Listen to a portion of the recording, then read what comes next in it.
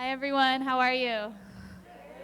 It feels good to be back in Portland. I actually studied at this campus. When I was in high school, I was taking classes here and was super inspired by the professors and the quality of education. I'm really grateful for Oregon and Portland in particular for the quality of education, the passion from the teachers, and an incredible student body. So thank you everyone for being here.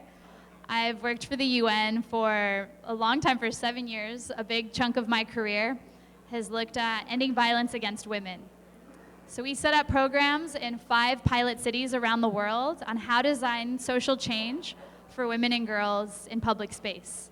Lots of public spaces are designed from a men's perspective on how it's safe to cross the street, where to sit, how parks are lit, transport. These are all gender-neutral spaces. But this program was looking at how can we look at cities from a gender perspective? How do we create public space to be more safe and inclusive for women and girls? If I'm walking home at night in a slum in Nairobi and I can't see my hand in front of me, how do you think that makes me feel? If I'm in South Africa and taking public transport and I'm being sexually harassed and touched and there's no accountability or policies to respond to that, what is the follow-up? What's the action? So we realized this is a very big problem, that violence against women has really been looked at in private spaces, in the homes, but not so much in public space. And in recent media, we see a lot of news about sexual harassment, from Harvey Weinstein's office to Silicon Valley to women taking transport in Japan to India. So this has become something that we're very aware of. But really, to solve some of these major problems, violence against women, the housing crisis, environmental issues, we have to think about these creatively. A lot of times within major institutions, we have very bureaucratic ways of coming up with solutions that are political, that we have our UN language, our government language. We come from our own perspectives. But it's very powerful when we step back away from our hat of being an activist or politician or CEO and put on a creative hat. How does that change the way we address social issues, environmental issues in cities? So I'm going to give a little bit about my background and my life story to share with you on aligning this creativity and social impact. Many times we separate who we are as an artist, as a painter, as a dancer, as a singer, from our career, as a professor, as a doctor, as a lawyer. We say, oh, I go to the office, but on the side, I do my art. It's my passion, it's my hobby. What would happen if we aligned our passion, our hobby, and our careers, and our missions and our social purpose?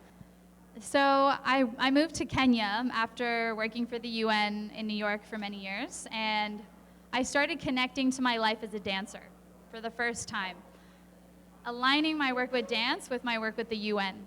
So I always kept these separate. I was terrified that the staff at the UN would find out that I was a dancer doing music videos. I was actually even a judge on So You Think You Can Dance Kenya.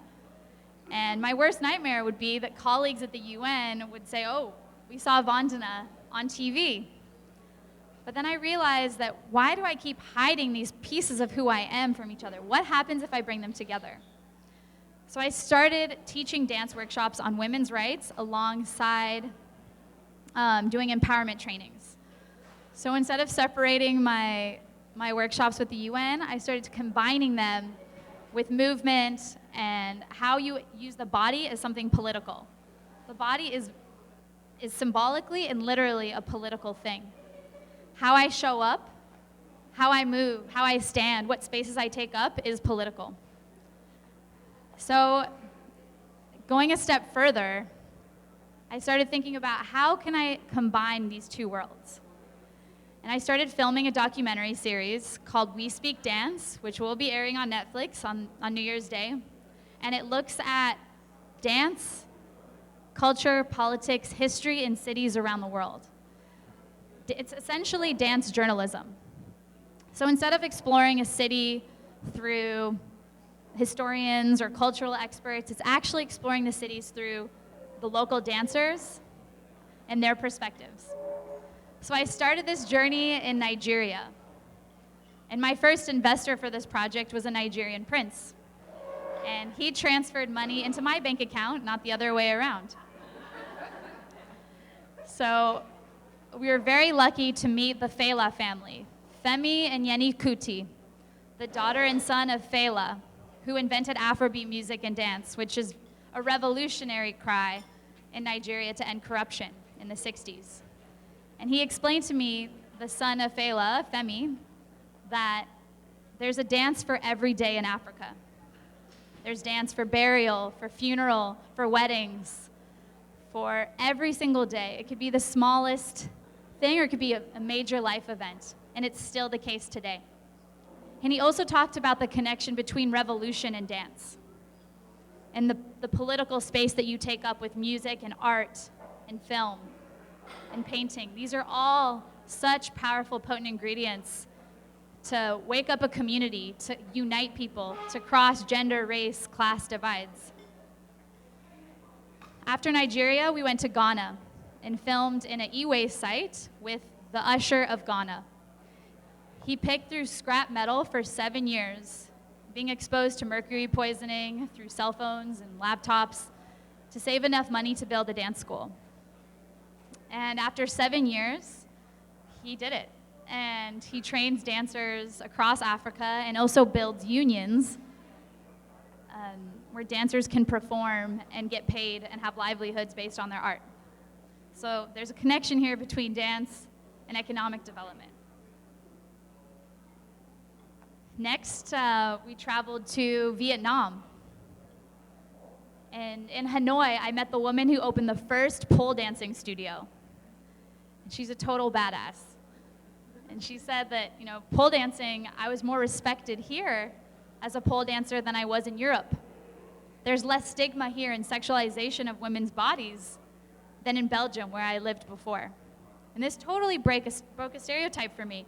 If you think, oh, in Europe, people are so progressive, Western culture, women have all this freedom. No, but for this woman who's Vietnamese, she said she felt more free and could express herself and use pole dancing as an art form and to empower women.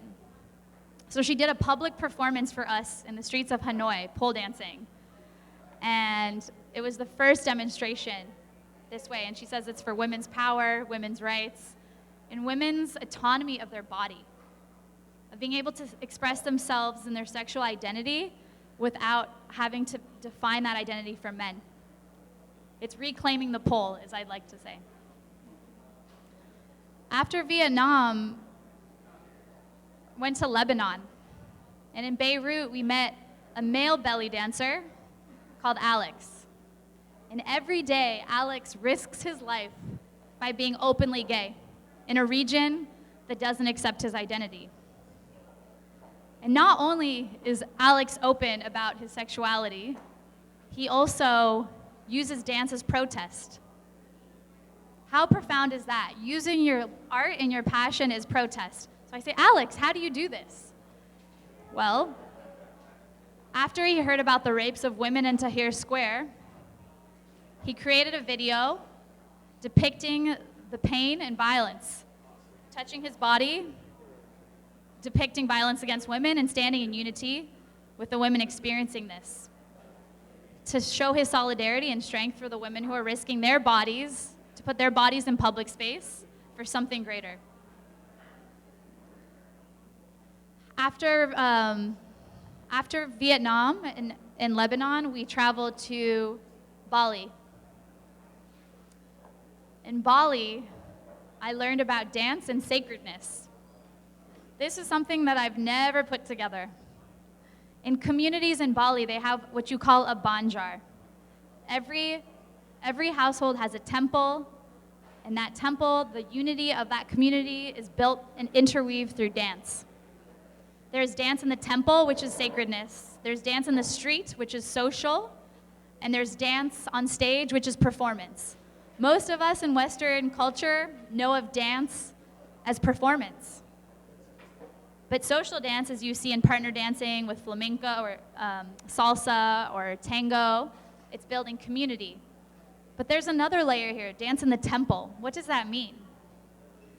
In many cultures that I found around the world, from Cuba, Nigeria, Vietnam to Indonesia, there's a dance to speak to the gods that are thousands of years old. So your body actually becomes the medium to speak to a higher power and to speak to gods, plural. And this is very important because there's a god for each element: fire, earth, ocean, rivers. And we see this across cultures. So it's made me reflect and not only maybe potentially believe in the gods myself for the first time, but to think about how we've lost this connection between ourselves, our body, our political body, and nature. And that interweaving of community and sacredness. Look how much wisdom and intelligence can be found within dance. Dance traditions from many years ago to current dance. Dance is a reflection of what's happening in society each day. It's not always a reflection of what's happening thousands of years ago. What dancers are doing in Jamaica, in Cuba, in New York City, in Portland, Oregon, what we're dancing for is a reflection of our times. It paints a picture of what our challenges are, what our aspirations are, and where we are as a people, as humanity. And my ask for you all is to think about your creativity, your passion, and how to lead with your creativity.